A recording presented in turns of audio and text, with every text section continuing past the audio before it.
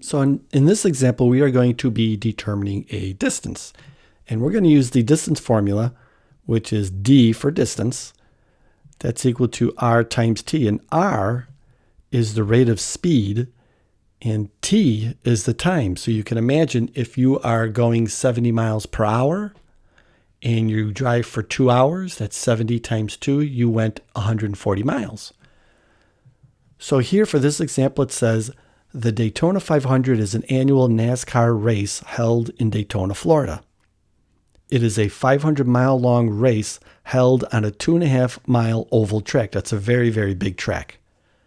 Traveling at 180 miles per hour, suppose two cars are even tied for first and second place, in which one of the cars makes a pit stop to refuel. The pit stop lasts 11.88 seconds.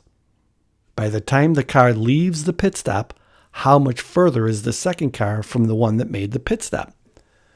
So let me just point out a couple of things here. 180 miles per hour. That's what MPH stands for. I think we're all pretty much familiar with it, miles per hour.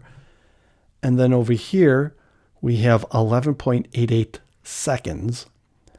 And then down here, we have how much further is one car from the other. So you can imagine we have these two cars going around the track, and they're dead heat. They're neck and neck. As they come around the corner, one of the cars pulls in to get to refuel, get more gas, and the other car keeps going. By the time the first car is done gassing up and comes back onto the track, how much further is the second car from it?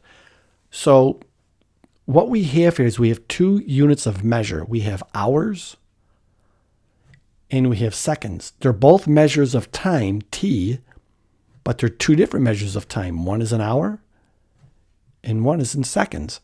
So what we want to do is we want to change our seconds into a portion of an hour so I can use it for my miles per hour. So we'll take 11.88 seconds and change that into a fraction of an hour. So for an hour, there are 60 minutes to an hour and 60 seconds to a minute. That means we have 3,600 seconds in an hour.